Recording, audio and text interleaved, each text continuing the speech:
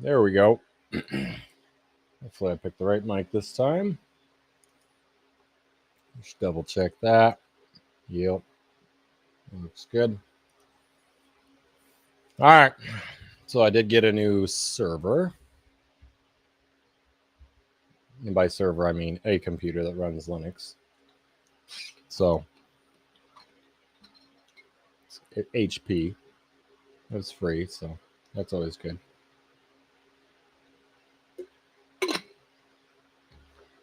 Anyway. So I think I need to open another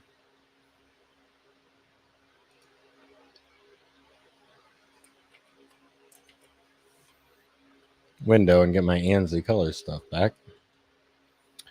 Let's see.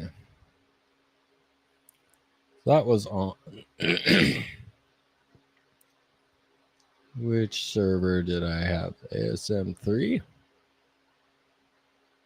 I should copy over all my files.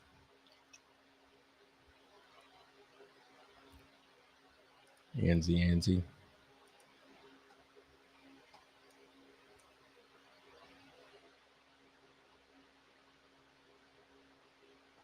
Of course, it popped it on the wrong screen. All right, so last time we did some ANSI escape codes, which was interesting.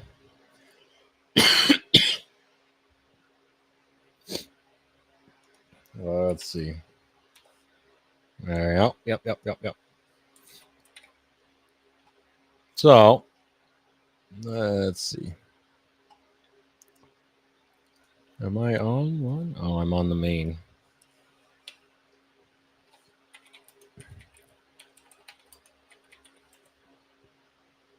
I don't know. Do you guys like the white? I guess you guys will let me know.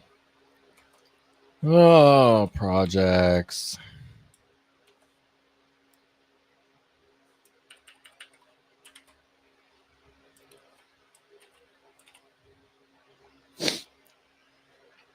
All right. So again, I tried to do a good job of sort of showing on here the text of what each of these meant.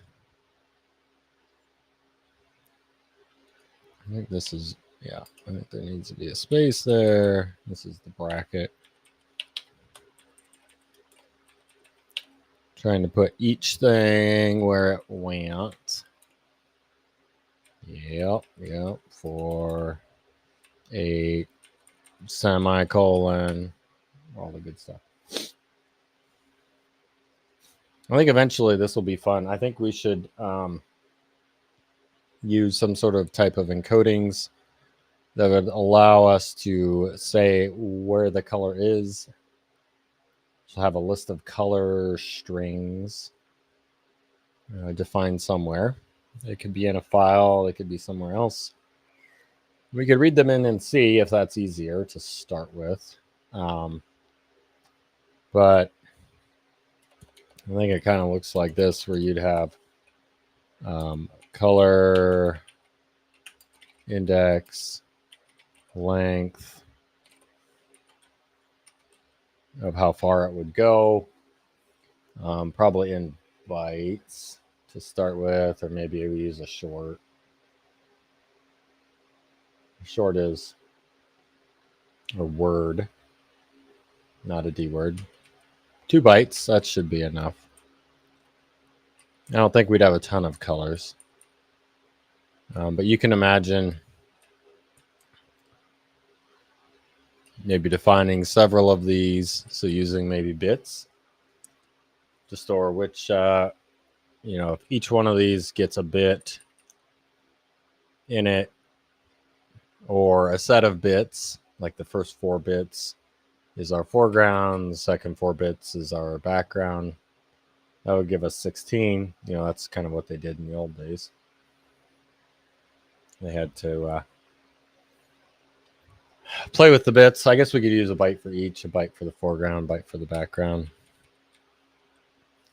in order to decide that. So I think you'd want an array of pointers. So maybe a good place to start would be looking at our NASM documents for. I did put together a project. Macros. Mm-hmm. You guys think I need music? Music option.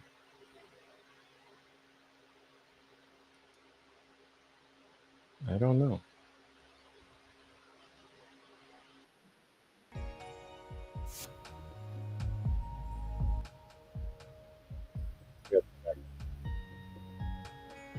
All right. So I did have some projects here. Let me look. So this is. I really wish VS Code lets you choose. Like, I want this one to have this color theme, this window.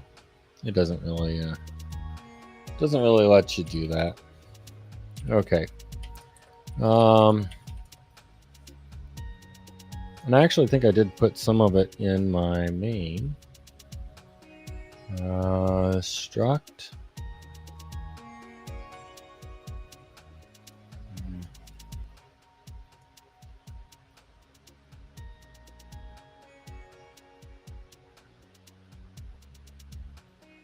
I don't remember which one I put that in. Oh, let's see. I did commit that. It should be in the.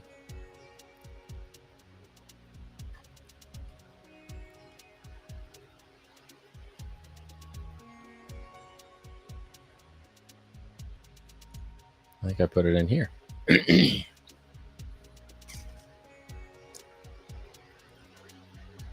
Now let's look which projects use that. I think I can use grep minus R. It's been a while.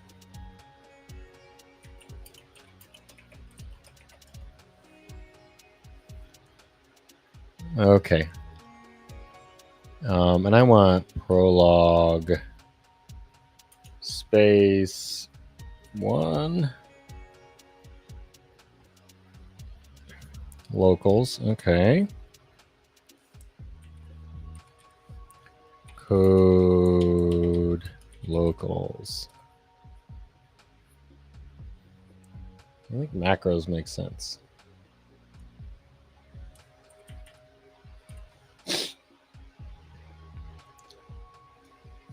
The reason I don't have my default size set to something like this is I am on a 4K screen, so shrinking it down to your 720 is less than ideal. So, all right. So the sort of formula is using these macros. Prologue, local space. So these should be defined on my HPE because that's in the main. Yeah, prologue, local space, epilogue. So all this does is allow us to define local variables inside of our project. So here I can tell them how big they are, although I think they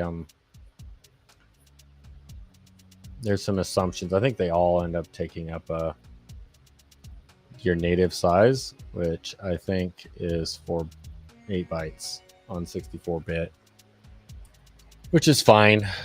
Like you just got to know that. So we have that, but I think, so that's our macro, where we can easily change this, right? Or write a new function.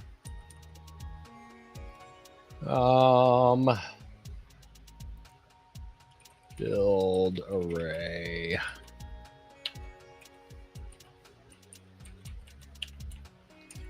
So the reason I had to do them separate is, I mean, I think there's a way to do this, but the prologue does the pushing, right? And then after you define these locals, then the local space actually subtracts on the stack the amount that it thinks that it needs for those. And then the epilogue, we'll just double check on this. Yeah.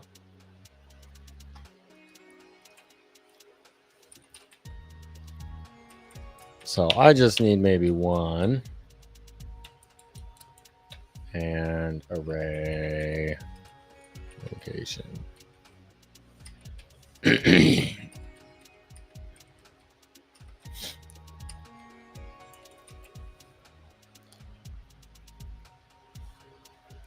All right. So somewhere in here we need to have a pointer.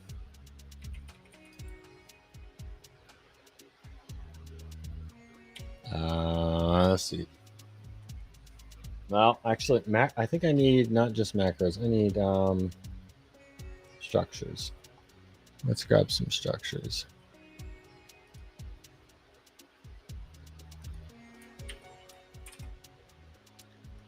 NASM structure.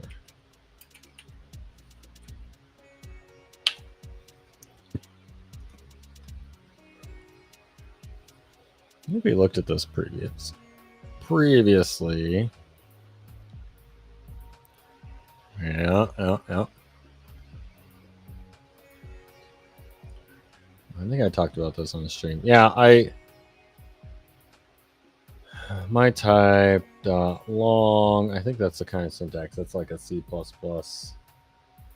syntax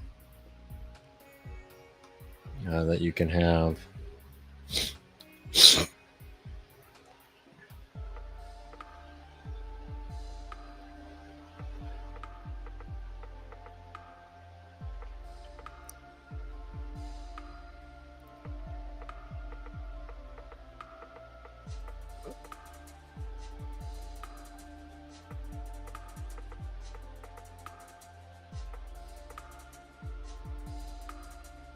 Yeah, so here you have to do a calculation if you want to use this. So let's try it.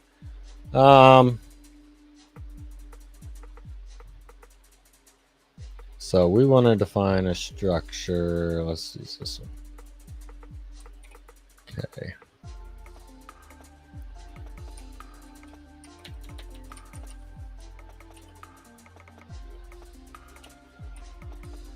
So we want keywords.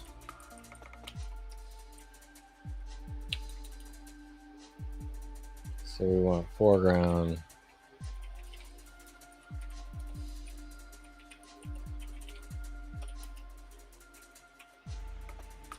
Their spacing is giant.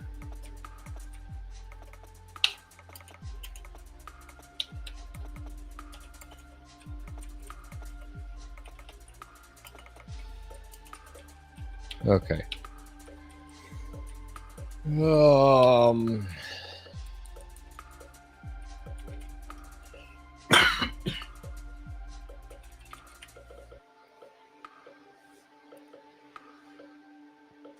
Okay.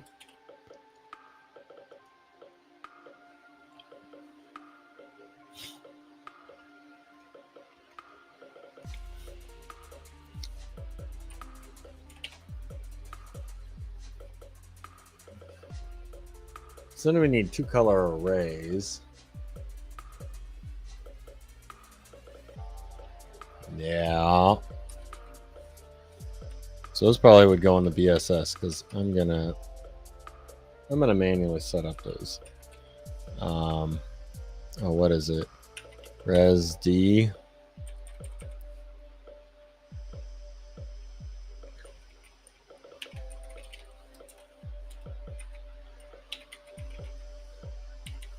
I can't spell.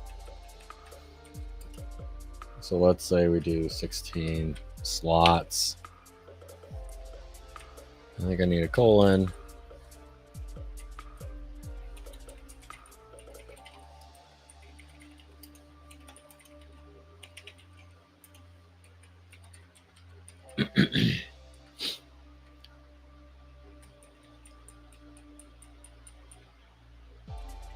So, I think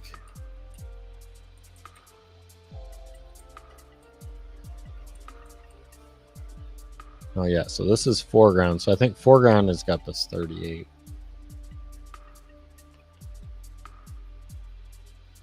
Then you got your modifiers, and then your color, and then an M and a null. Null is terminate. So it prints the string, right?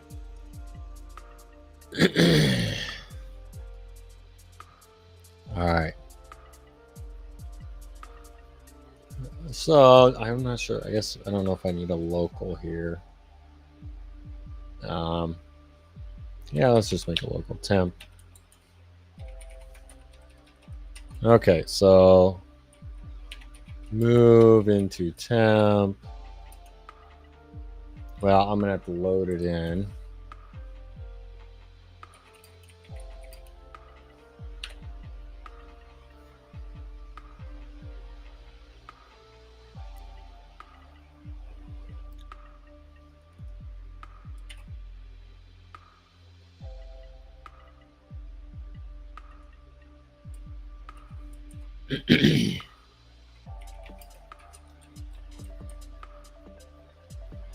I think I can do a move. That should be a rip. Is that right? So that is the pointer to the array. And then I need to, so that's our array.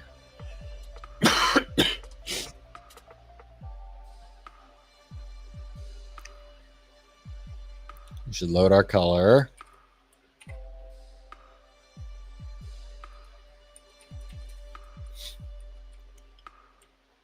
So let's use R8, R9. That should give me the address. I think those are the same. I think it does a rip for each one of those. So it references the instruction pointer. So your data is separate for that. All right, so I want to grab my foreground, which I've defined once. Oh,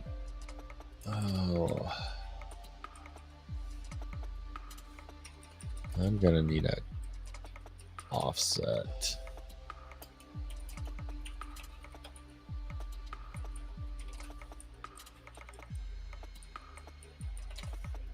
Move.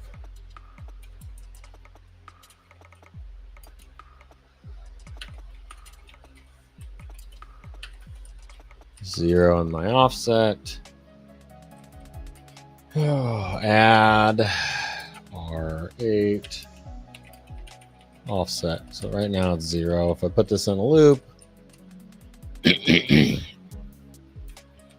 probably should do my increment same time I do my load. And then I need to move into the value at R8. R9. Oh, R9. So this should have an address. Yeah.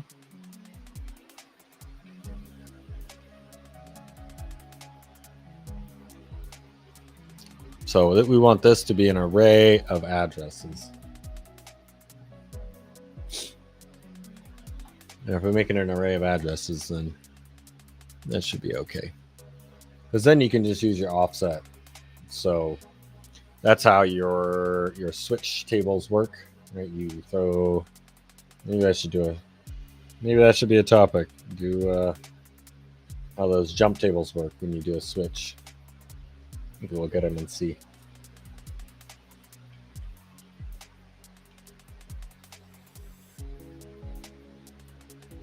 All right, I think that should work. I probably should save it. Of course, I'm a programmer, so I know this is probably going to fail. Yep, 24. Oh.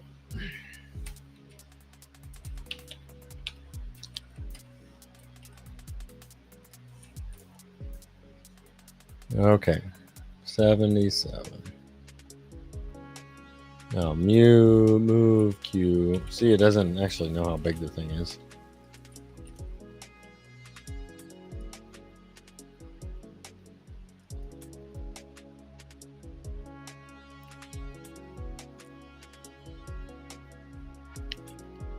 Do I gotta say at?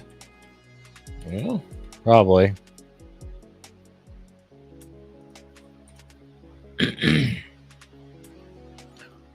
Oh, where did I have a relocation? Dang it. It's probably because I did this. I think it's legal. I don't know.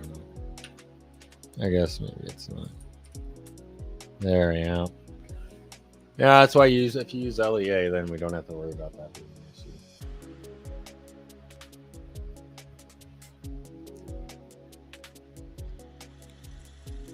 Because it goes ahead and it does the compilation. So let's object dump to dump dot. Let's do build array.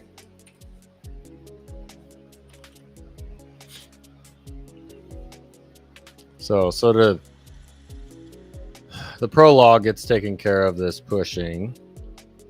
We then define these locals so that the assembler knows where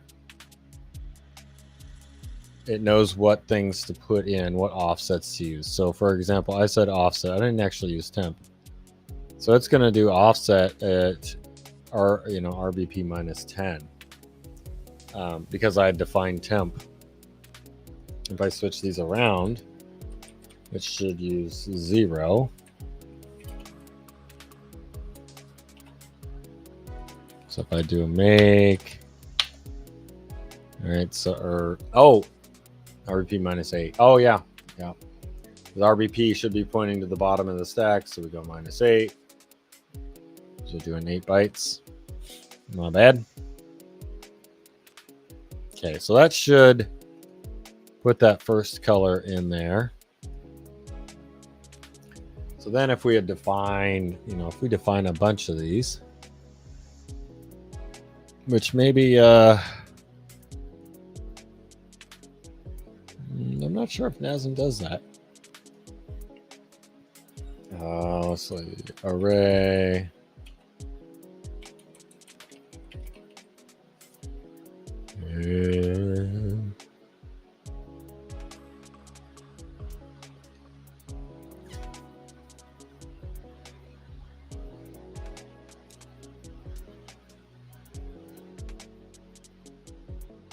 New string constants.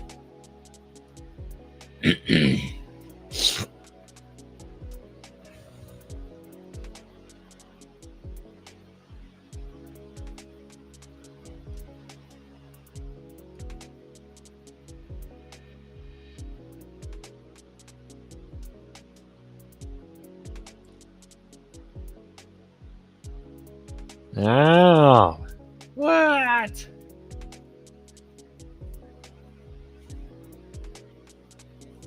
I didn't know they could do strings. I didn't know we could use things like new line. I've always been putting them in. That's cool. So I guess if you use the backtick, which I hate as a symbol, but you can use the slashes. Well, that's cool. Anyway, that wasn't what we were here for. But I think I can use maybe $sign. No, let's debug our project and see. Let's see where we get. I also got to call the function. Forgot to do that.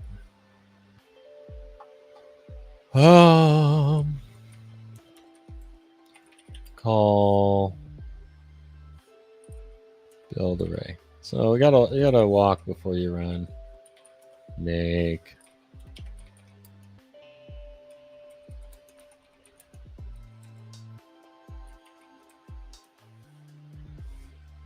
break build array. Hey, tab completion. That's nice. Run. Okay. So, well, let's make our screen a little bigger. Okay. So we're going to go ahead and, okay, we're zeroing out our offset. They're going to load this address. So let's examine. So that should be our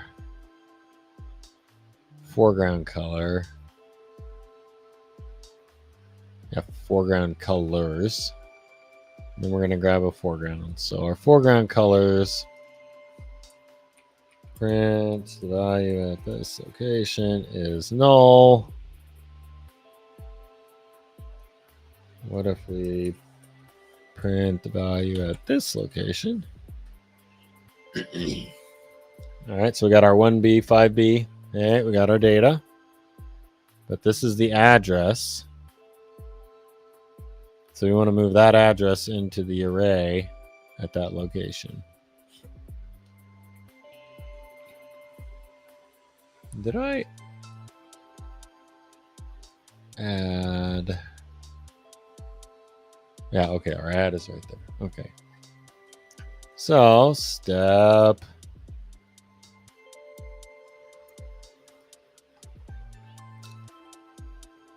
Okay, so R8 should have 0 added to it, so it should have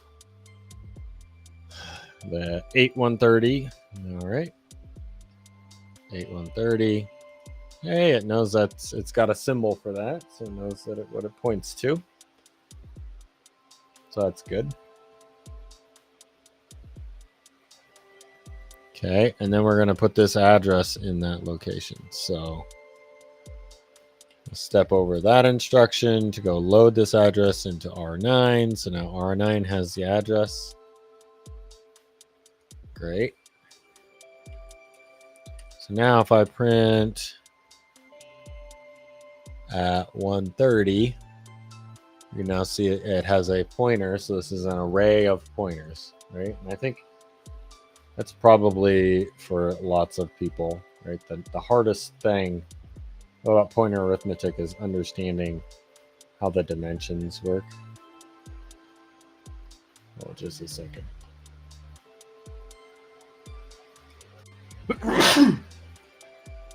Ooh. Not sure if I got unmuted there, or muted, but what a doozy. I've been fighting it's more in the back of my throat, but all right, so I think that'll work, right? So when we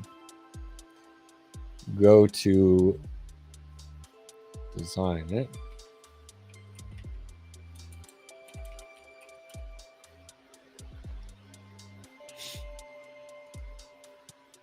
right? So we're going to have an array.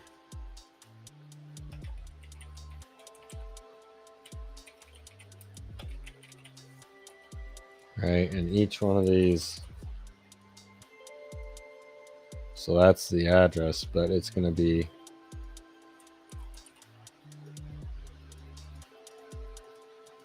maybe I should draw them the same size. I'm not sure.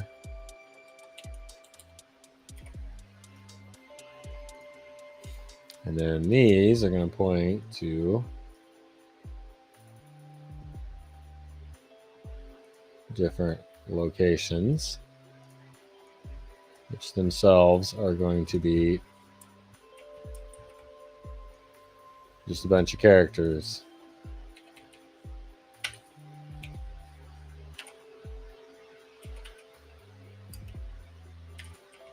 Whatever the data is. All right. I think that's how this.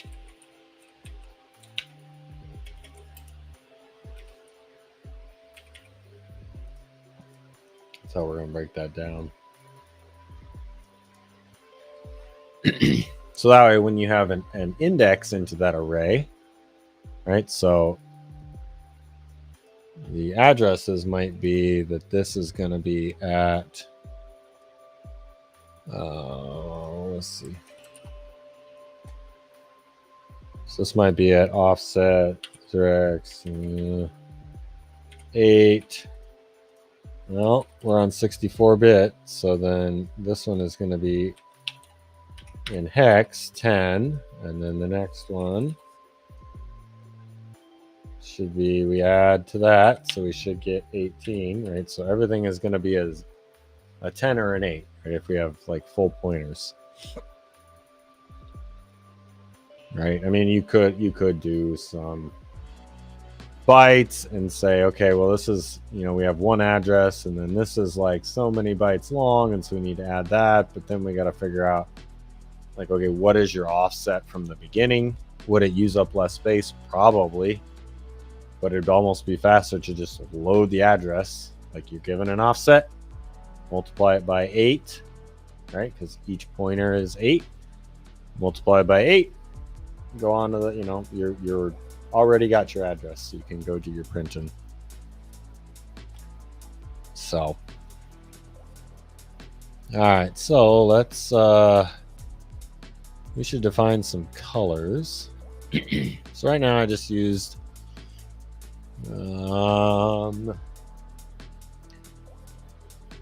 let's make some new variables here.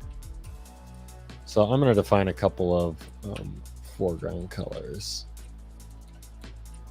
Okay. So ANSI FG1. Copy that. So let me get 4 colors here. 2, 3, 4. Okay. I need to grab my since I don't just natively read this. I need my handy dandy chart. Okay. So I picked the right one. Right, 20. Okay. So we can do 20, we could do 30, 40, 50. Okay. And then instead of just grabbing foreground, we can grab foreground 1.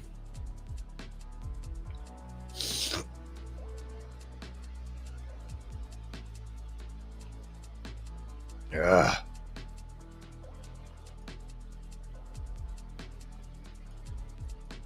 How am I going to know what my offset is for each of these? Dang it. I need an array. Like, actually,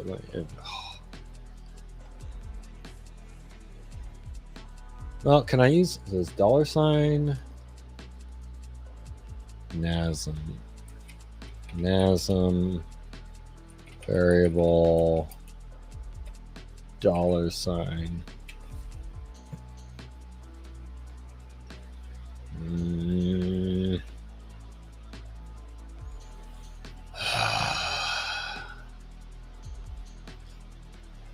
NASM.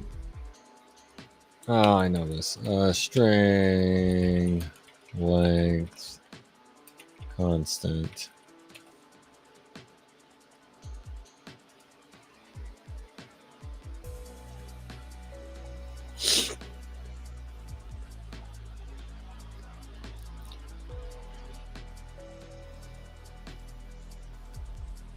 $$ is the next free location or offset that could hold a byte here in the data section at runtime. Thus, $- minus my string produces the difference between the next location and the label. Since the label occurs earlier, the difference is a positive value and is in fact the length of it. Hey, we should just do this and save our, well, yeah, it might actually, yeah, it would be easier. This is what a compiler would do, right?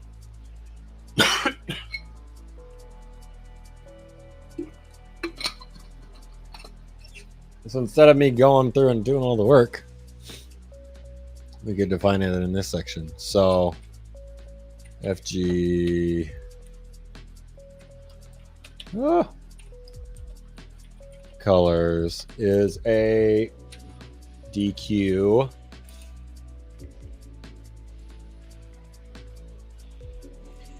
Now, how would I?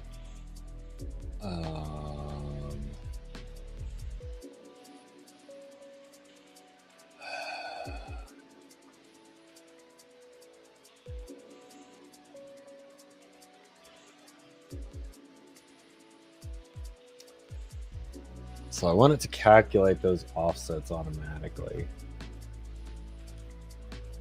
But if I'm going $ here, that minus this distance, well, it should be the address.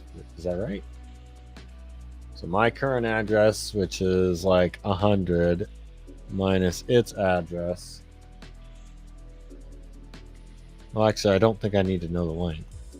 I should just be able to do, well, let's try this. ANSI. Yeah, let's do foreground 1.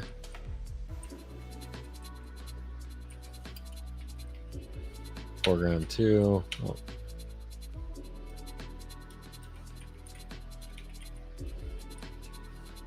Let's try that. Does that compile? Q. Make with an E. Does. Let's do GDB. Break main run.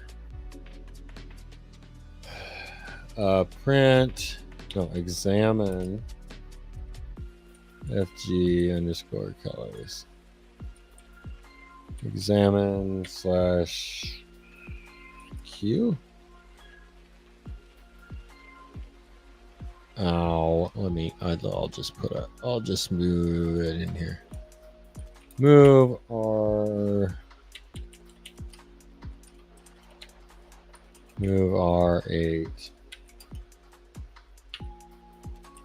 LEA R8. Foreground colors. Okay.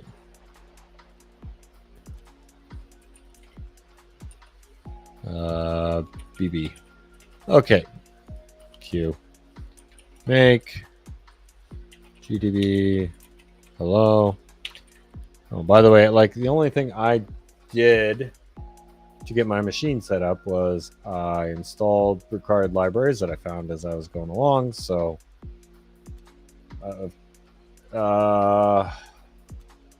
GCC, GDB, NASM, installed GAF. Yeah, I said GCC. I don't remember what else. Oh, I guess I could look. History. I cloned my repo. Make. I was missing make. Git. Yeah.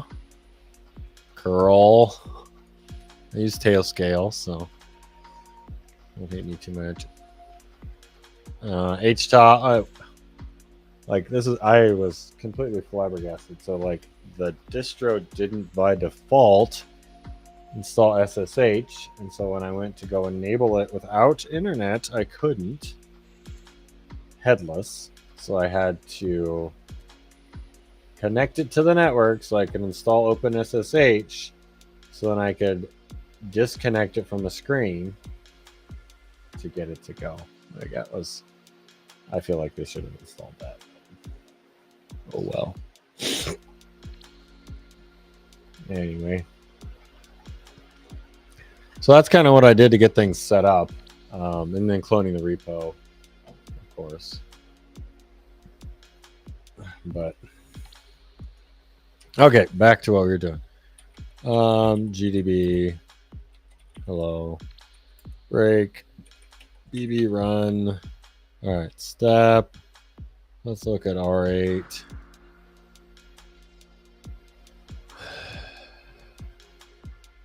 So let's see. Let's examine this. Examine the value at this location.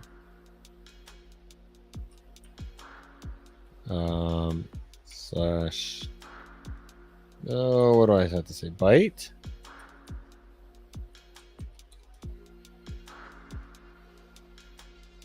Okay, examine. I think I can say a number, right? Such 16. There we go. And I could do words. Yeah. So it looks like, okay, so this one looks like 1. Got a 0, 0. 1B, 5B. I thought these would all be the same. Oh, I should stop scrolling on the wrong thing. These are all the same width. 1B, 5B. 6D. Oh, maybe. Oh, okay. So this is the next byte here is this one. So these are all for my next byte. So my next 0, 0 is right there. I hate how it shows those. And I can't point to the very bottom of the screen because you guys can't see that. There we go. Not bad. Anyway, so as we're reading along, right, these are going to be printed in the opposite order. It's actually easier if they're bytes. And let's do 32 bytes. So we got our 1B, 5B, 33, 38, 3B, 35, 3B, 30, 30, 30, 32, 30, 60, 0. Okay. Like, it's actually way easier to read this if it's in bytes. It'd be nice if you could do byte order, but like not have so much space. Like this seems 1, 2, 3, 4. 1, 2, 3, 4 spaces. All right. So that's our null terminated string. But if we look at, okay, so we moved it into R8. What's the value of R8? All right, so R8 is a pointer.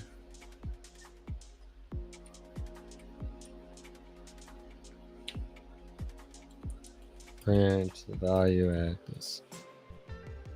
Okay, so if we add, what the heck? Oh, it's not aligned. Oh, gosh. Oh, what's 5 plus 8? It's 13. A is 10, B is 11, C is 12, D is 13. So if I add D for E,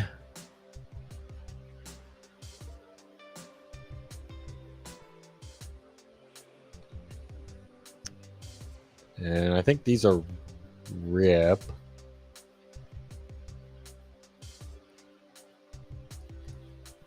Examine.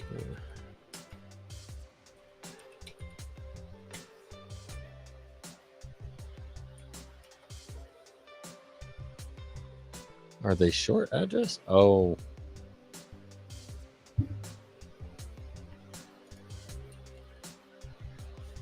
Let's examine at R8.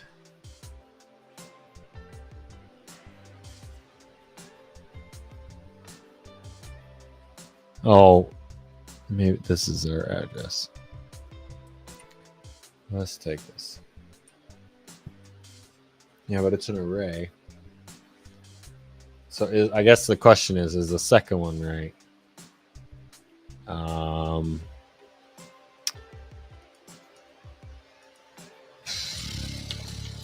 Let's see.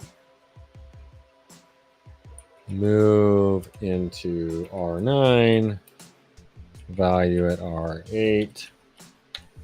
Add R8. 8. move into R10, value at R8. Okay, let's clear, quit, make, debug, break BB, run. Okay. So let's step over. Okay, so I should have R9 and R10 should be both pointers. All right, yep. So they're both pointers. It's trying to actually, this is funny. It's trying to figure out what they're actually pointing to, and it thinks that that's an instruction. SBB EBX, D word pointer, RBX.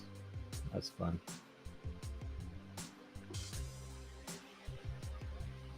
It's not right, but it's doing its best. Okay. So yeah, we did do that right. So this one ended up at 1. Oh gosh, 1.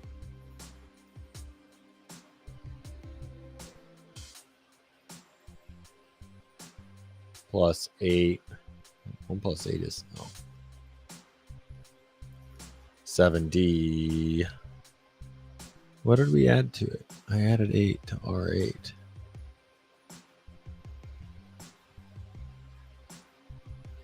R8. Oh, and then I loaded it. Okay. So R8 got destroyed.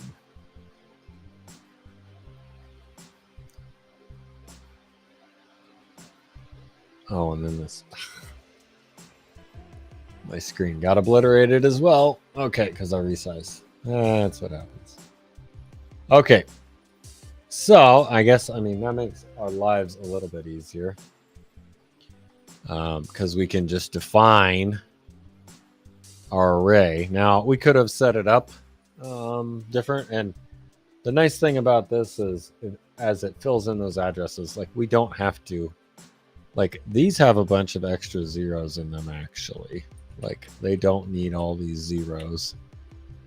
So these, if I don't need 4 zeros, I don't have to put in 4 zeros. The addresses will adjust accordingly. So this would be ANSI foreground 3 and ANSI foreground 4. Now I can manually do it and load all of those, but that seems like a lot of work. All right, so that gives us a good good way to define that. But we still as we do this, right? Like, so when we are in here, we're in our main program, we want to be able to just grab the ANSI color offset and pick a different one. So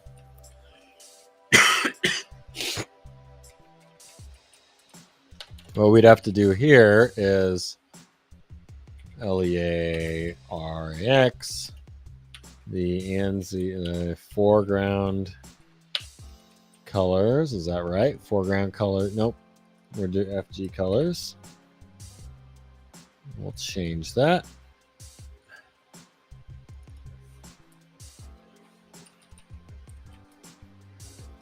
Okay, I'll comment this one out. This will be the one I modify. Oh, I did not want that whole line. Okay. So that should have the address of our array. And then I can say, well, let's just run it as is. Make and run. Well, that was fun. Oh, do I need to grab? I need to grab the value at that location. Move into RIX the value at RIX. Try that. Here we go. But now in between, we can say add RIX 8 should be a new color. Did I actually define a new color? I took out my zeros. I think I did. Did I change something? Yeah. 32, 33, 34, 35. Okay. So now it's a different color because I changed my offset. So I added to my pointer, right? So when you actually do it, you're going to say move your index. So let's see. R8. Move into R8. The number 1. Mul. Well, you could actually shift. Let's see. 1, 2, 4, 8. So I need to shift by 3. That's better than multiplying. Or faster. Shift right, left, R8 by 3. R8. So multiply by shifting by 8. Add the offset. Get the pointer. All right, that one should work. Okay. So now if I change this to a 2, bada boom, bada bing, right? So this is how your pointer arithmetic works in C, is it allows you to define this array of pointers, array of addresses, whatever your native address size is. So this is on 64 bits, so it's 8 bytes, gives you 64 bits, 8 times 8, 64. If you were on 32-bit, you would have to multiply instead of by 3, you'd multiply by 2, which would be 4. Do a shift. Right, so a shift is a little easier because I can just specify this, and I could move this, move R9. Well, no, it does shift. I don't remember. Shift left,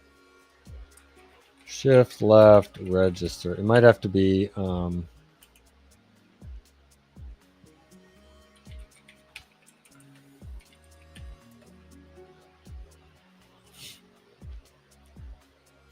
think if I want to use a register, I might have to use CL.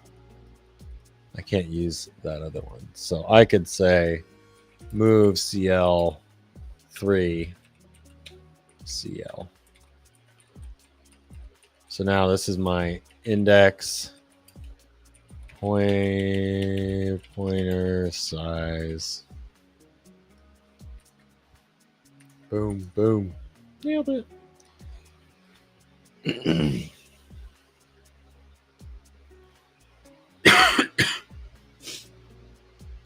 Told you I had something. All right. So that's index 2. We could use index 0, which doesn't do much. Index 3. What color is that going to be? That's green. It's also green. Let's change another byte. Let's see. We'll do 140. What would that be? 0, 1, 2. Let's do it in 2. Let's do number 2. Index 2. Pointer size. Shift. Purple. Hey, I like that better. It's a nice shade of purple. Kind of like my company's purple. Purple, purple.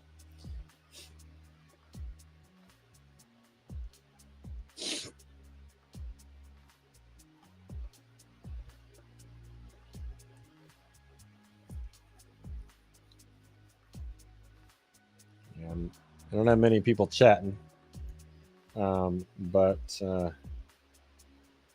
I play Fortnite, but not very well.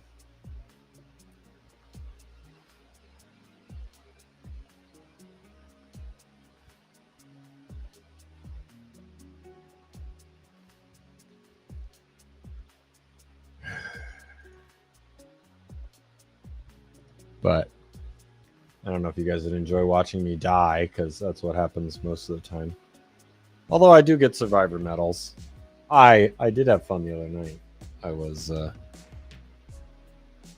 I got the I'd never done Doom's gauntlets. Some people might laugh at me because I play Fortnite, but I think it's fun.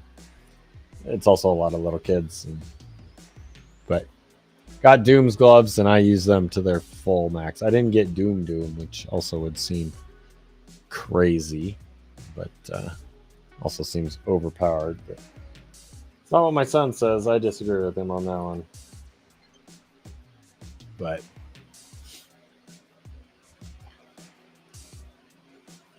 anyway, so there's our foregrounds. We could do a background as well. Did I even use a background? No, I didn't.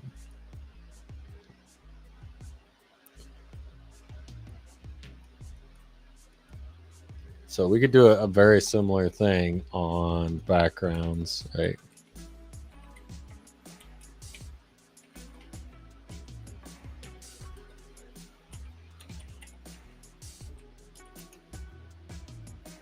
So background, I need you.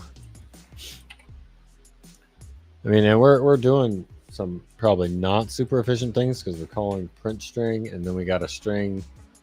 Like, we probably should use stircat to build it, but that also seems like a lot of work. I don't know, maybe not a lot of work, but because we have these strings with some nulls in them. I don't think they'd be aligned, so it'd just be... It's probably easier to... Well, it's going to be faster to lay it out in memory.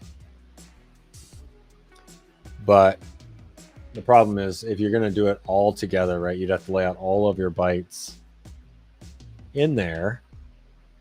And you're going to end up calculating lengths anyway. It's just you'd have less system calls, right? Because every time you go and sit there and jump to a system call, you end up with, some overhead. So almost all of these, instead of print string, should be like stircat, where we take our string and we concatenate it. But we can probably do it a lot more efficient if we keep a sort of pointer to our current location and you just copy until you hit a null. So you don't have to calculate the end, so as long as you know where your beginning is and where your current pointer is, you're going through, keep incrementing it and copying data. And then at the very end, call print string. That would probably be the most efficient way to do it.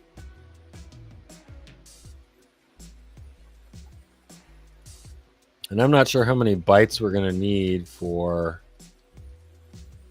All right, so these are going to be... So I don't think these need to be keywords. These are actually, if we've got... we could probably use words. So word is... Word... 16 bits, 2 bytes.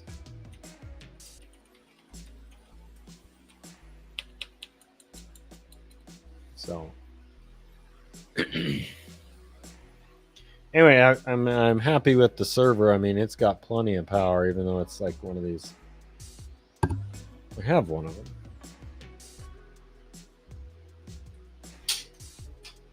Oh, this is a different one. But they're pretty small. I was having trouble with this, and I think the graphics card it's got a dinky little NVIDIA NVS 310. I don't know how good that is. The other one wouldn't boot when I put the graphics card in it. I'd have to try a different one. Maybe it'll work. I'm not hitting the front end, but I mean, when you do a H-top here, like, I got 12 cores.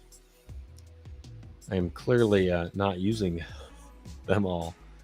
It was free, so 32 gigs of RAM, and I think my disk 200. Let's see. How do you? Oh gosh, how do I tell how big the drive is?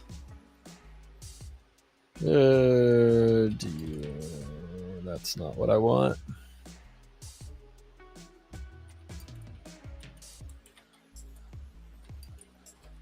M tab tells me my mounts. F disk. I don't remember. CF disk / dev. Oh gosh, what is it? NVMe 0.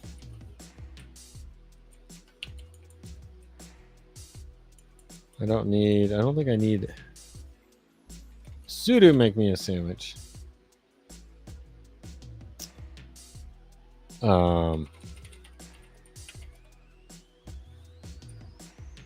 Do I need the N1? Maybe.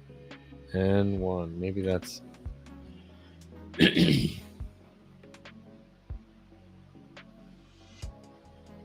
238. So it's probably what listed as 250. And then you got the stupid difference between megabits and fake megabits. But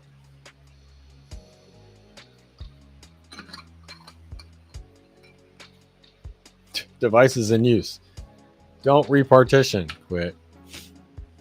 Anyway, like way overpowered for what I'm doing with it right now. Although I think there'd be some fun tasks that we could run on it. Like one of the things I would like to do. So I want to make a program. This will be for a talk someday. Maybe this year, who knows? Where, let's see. Let's I guess we can start it. 64-bit.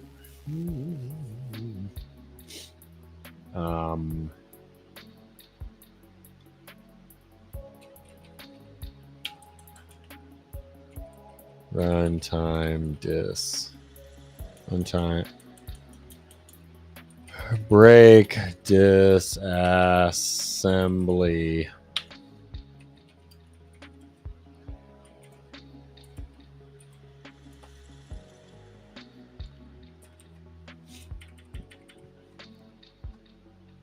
I want to break my disassemblers. Okay. So the fun function is foo. What I'd liked is to make it think that it's disassembling one set of code. So if my input is RDI, so I want to get my current location. So bar, call bar, pop RAX. Okay, so now I have my current address. Like I know where I am, and it's in a register, so it's in RAX. Somewhere here I can say jump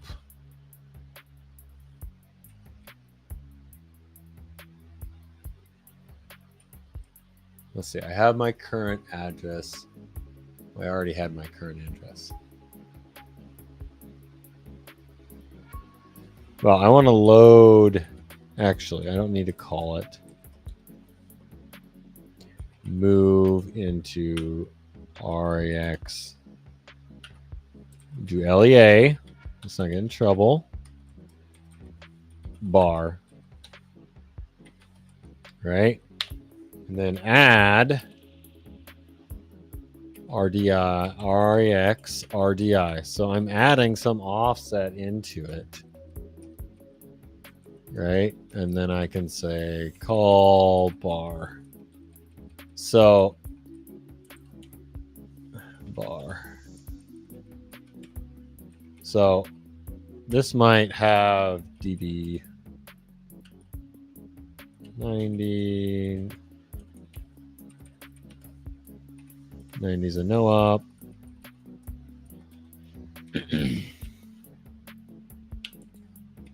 Return.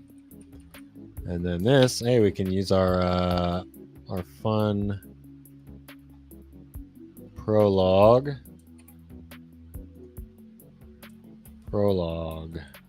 And we'll do 0. Epilogue. So there's our function.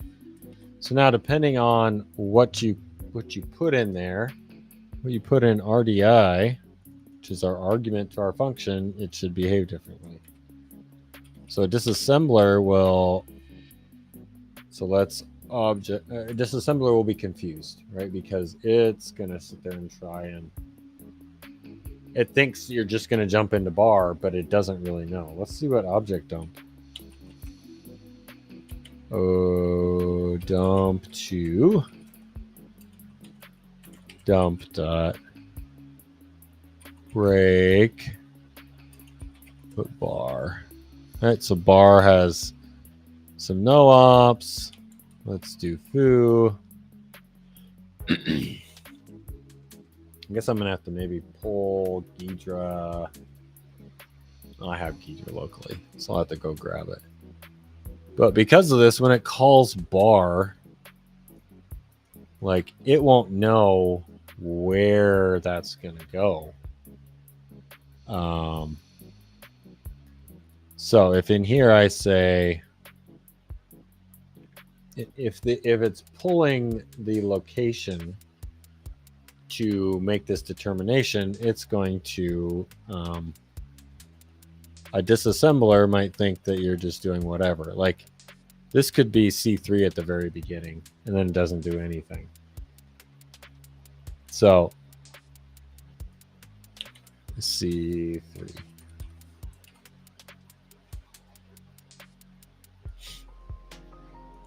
Now I think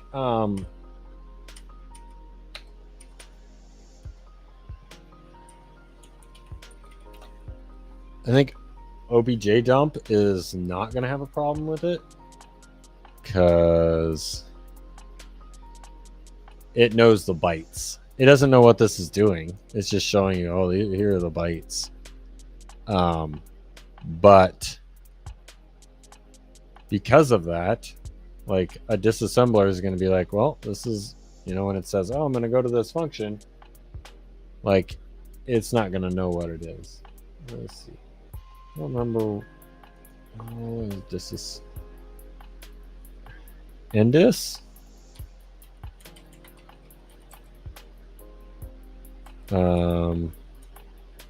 Break grep bar. No.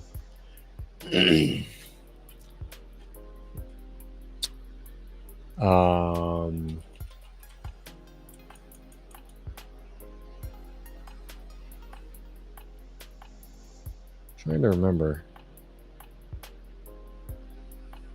Well, let's look at GDB.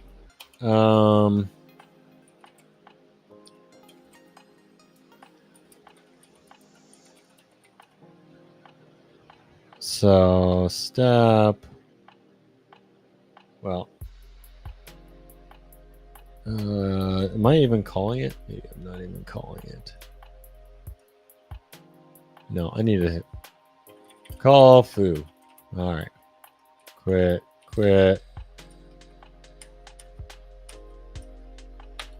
Make. I really will have to. I mean, we'll flush it out. Break ASM main run. All right, so we jump into foo. So if I do disassemble bar,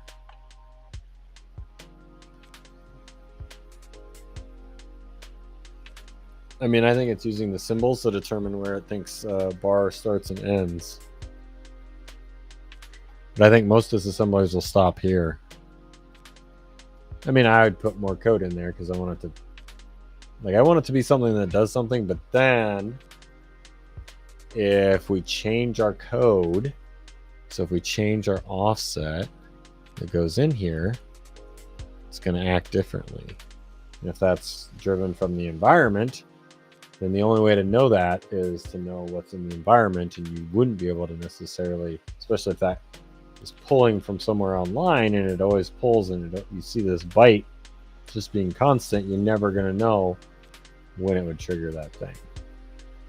So anyway,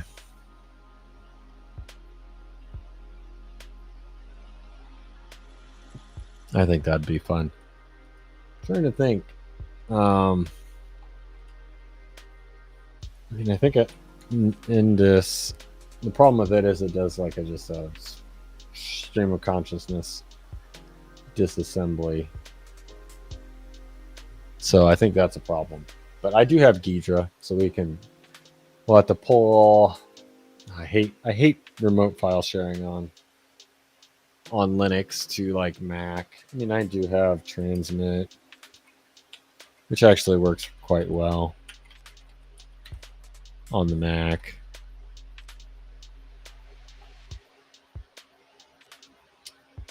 This is called what? HP.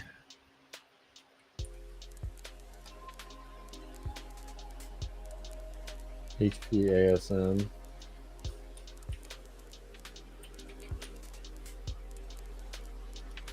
Connect. Alright, so Transmit's pretty good. Like, you guys probably can't read it. And of course, it doesn't zoom. But it will let me go ahead and pull a file and download it onto my local, like in downloads or wherever. I'm not sure if I can add bookmarks would be nice. Let's go downloads. Let's I don't think I got Binary Ninja to work on this machine. 13024.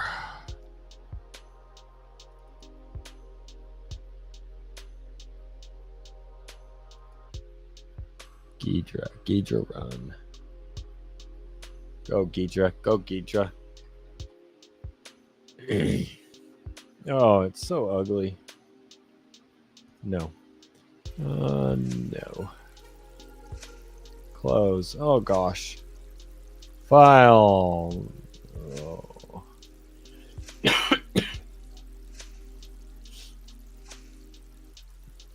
Okay, go away, Ghidra. That part. So I got my kernel code stuff. Let's see. Let's add.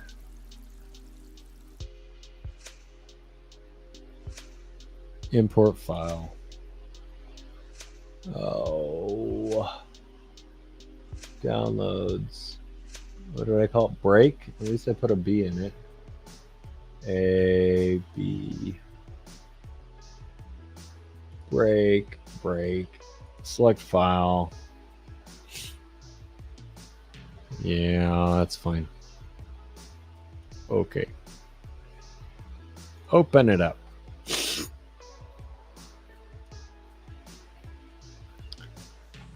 All right, so let's do our functions. Yeah, go ahead and analyze it. Go ahead, bud. Let's see what you think.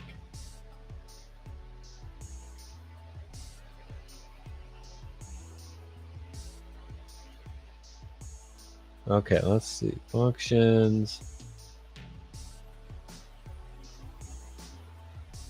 Bar.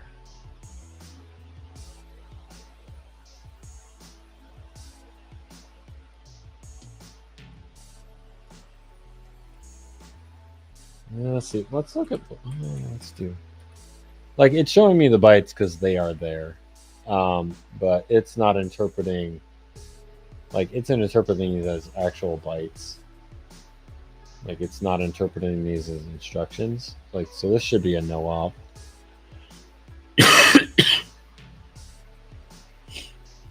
And this should be a return. Right, so it's actually stopping there. It sees the bytes. It acknowledges there exist bytes. Like, what would be fun is if it could like have an actual intended behavior if you're going at 0, and then if you go at some other address, right, it does something completely different. So if I go in, yeah, I mean, it's an interpreting this as, of course, return. That's because I didn't put any, like, I think it's not disassembling past here, which is good. Anyway, we'll grab some Binary Ninja and look at that. Don't save. Don't save. Also, I think this didn't quite run everything because security. Darn security people. So anyway, I'll go ahead and quit Ghidra. Again, I don't think my, even though I have a license for Binary Ninja, I don't think it runs. It does run on my laptop. It should get a.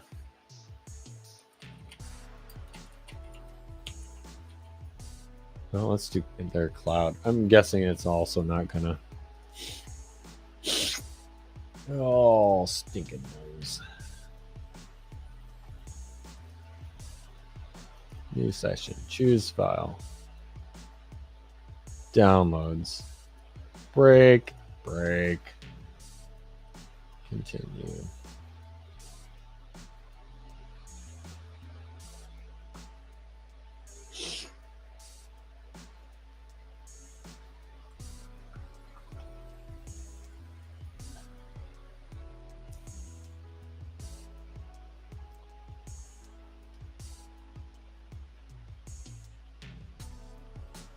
Bar. Return. No ops. Just return.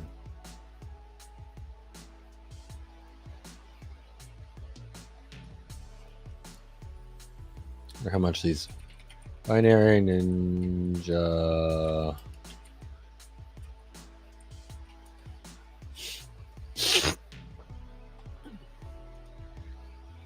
They up their prices.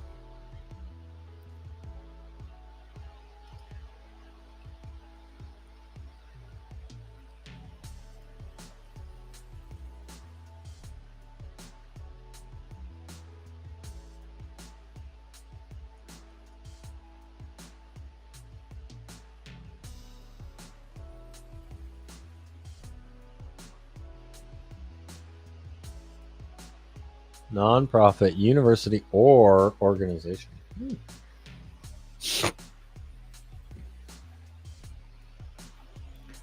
It used to be like 99 bucks. Oh, so it's 74 with this is a student.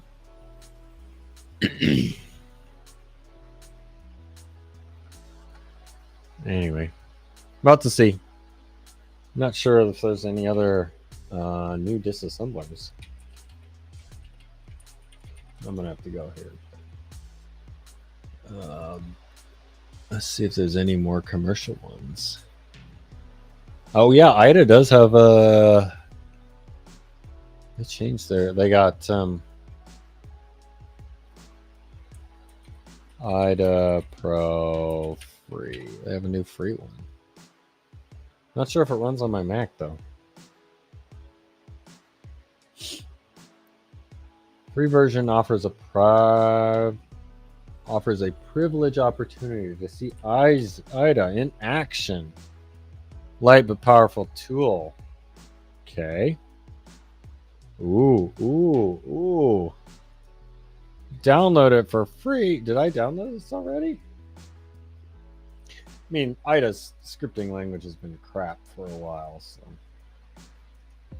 there's that. Ida free. Let me open this. Ida.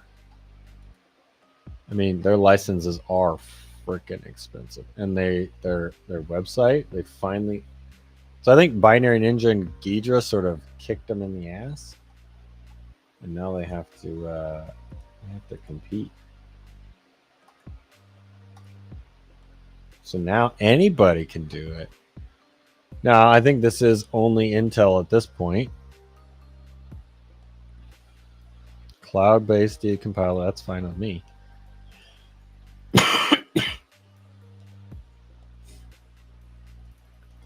Woohoo! I'll take a free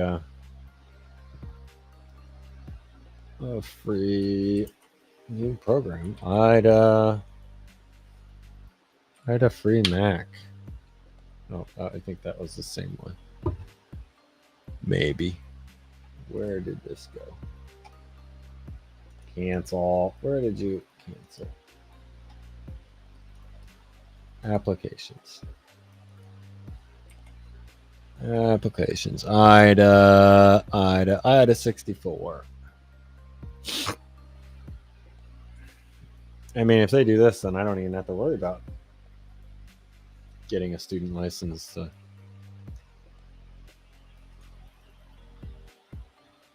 Yeah, you can have my stats. There. Oh, there. Oh my gosh, the UI seems much more modern. All right, downloads. Yeah, you can. Downloads, break disassembly. See if any of these see any problems with this.